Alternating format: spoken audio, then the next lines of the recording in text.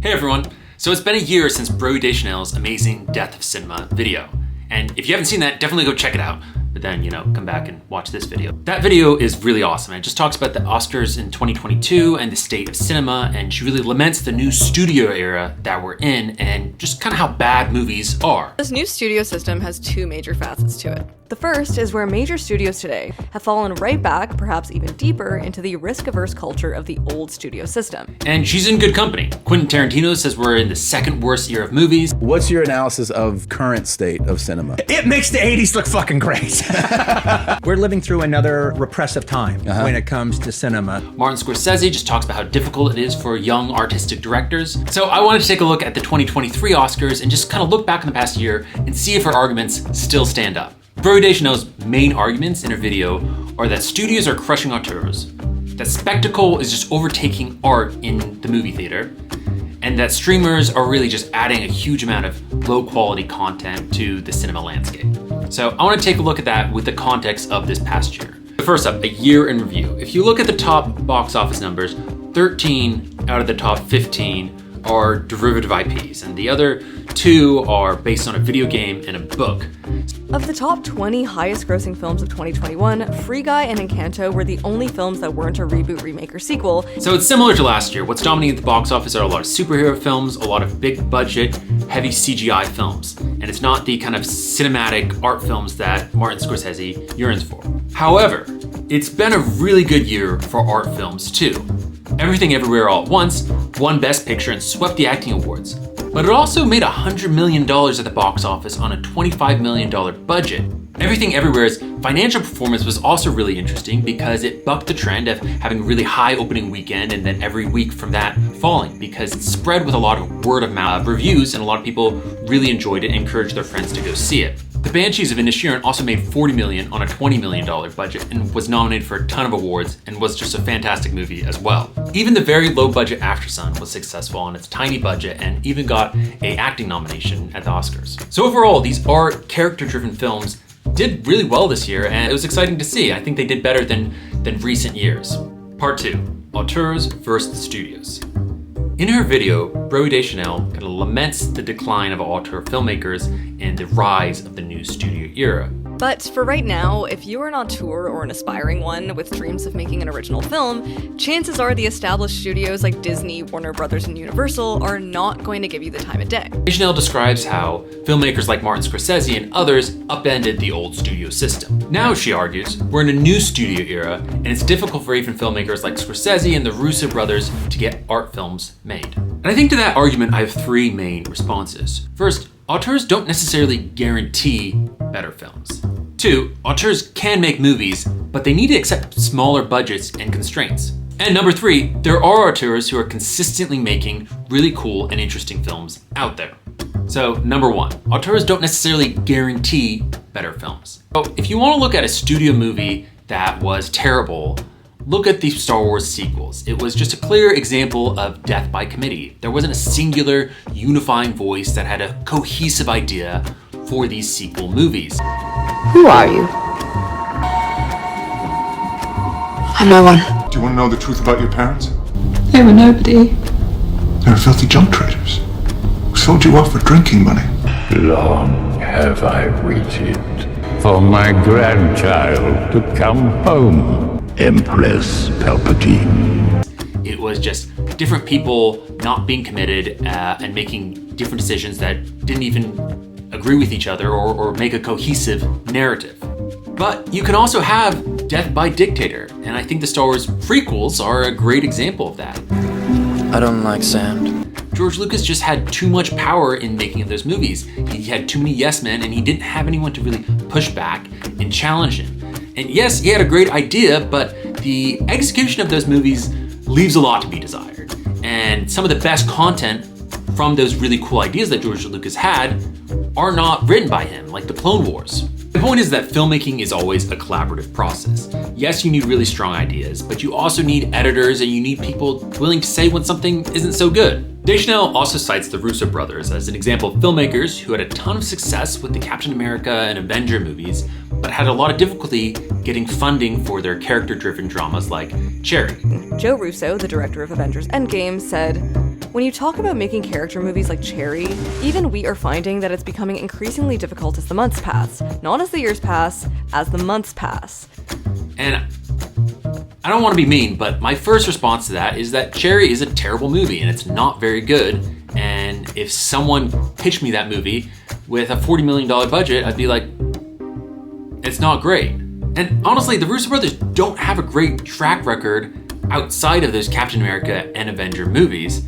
And part of that makes me wonder, maybe they're really good at creating these spy thrillers, filming some of the action, stuff like that. But the Marvel studio was able to provide the characters, the style, the setting, able to say what the story constraints are so that it fits within the larger universe. And maybe that's actually an example of the studio uplifting and playing off the strengths of the director, but also making the film better as a whole. A counterpoint to that is that the Russo brothers are producers on Everything Everywhere, so maybe the studios are really just holding back their creativity. A counterpoint to that counterpoint is that maybe that just highlights the collaborative process, and that maybe the Russo brothers are really good at filming the action and fight scenes, and they were able to use that with Everything Everywhere. But I don't exactly know what they did, so can't say for certain. Now, the second part about the decline of auteur filmmakers is just how difficult it is for them to get funding from studios. Scorsese himself couldn't get The Irishman off the ground until Netflix picked it up. I find it a bit funny that Martin Scorsese is talking about how difficult it was to get The Irishman funded, because he was asking for $159 million. Yeah, it's gonna be hard to get $159 million. And I don't think it's ridiculous for someone who is spending $159 million to want, some sort of guarantee that they're gonna make that money back. Because if they spend $159 million, it's gonna really hurt if they lose all of that. And to top it off with The Irishman, that was a 3.5-hour movie that, was a bit bloated. It also featured this de-aging technology that rumored to cost like tens of millions of dollars. And I don't know if that was a great use of money for it, because they could have just hired younger actors instead of having De Niro do this weird de-aging thing that, he's still like an old man acting, so the physicality, to me, wasn't really there even when he played the younger characters. I think if Martin was pitching a much more modest budget movie, he wouldn't have had such trouble getting the funding. But looking back on this past year, there were some auteur-driven, big budget movies. And famously, Babylon cost over $100 million and flopped terribly at the box office. That's gotta hurt when you just lose $100 million. And again, that's a very auteur-driven movie. Damien Chazelle had a very specific vision. And while I really enjoyed the movie, I can see why it wasn't everybody's cup of tea. Similarly, Noah Baumbach, who's kind of the darling of the character-driven movies, had a $100 million budget film, White Noise, come out this past year. And it was a mess. There was a lot of signs that I feel like you could have seen early on that it really wasn't quite working as a great movie. And that's gotta hurt when a studio spends that much money and it doesn't see the return that they're expecting. Especially when you compare it to kind of his previous modest budget films like Marriage Story or the Meyerowitz stories, which were made for like 20-25 million. And they were amazing movies. They were built on a much smaller budget, but they were so much better. The scripts were much better, and I think maybe having some of those constraints forced him to rise above it and create a way better movie than White Noise was. But yeah, if a studio's spending $100 million on a movie, they're gonna want to have some guarantees that they're gonna make that money back. And I don't think that's unreasonable to expect studios to want to make their money back. And I think it just means that auteurs need to pitch more modest budget movies that they can recover from. And if they don't, it's not such a huge consequence for the studio. Paris marks the Oscars of 1968 as a critical turning point for the Hollywood studio system. The nominees that year were Bonnie and Clyde, Dr. Dolittle, The Graduate, Guess Who's Coming to Dinner, and In the Heat of the Night. I won't go through every single one of Deschanel's examples, but films like The Graduate or Midnight Cowboy were made for like $3 million in the late 60s. So that would be like $25 million in today's money.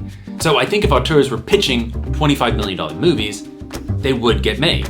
And in fact, they do get made. Take a look at Wes Anderson. He consistently makes modest budget movies that are very distinct, unique in his own way. He even gets A-listers to work on his films despite them not being huge box office heavyweights or award season favorites.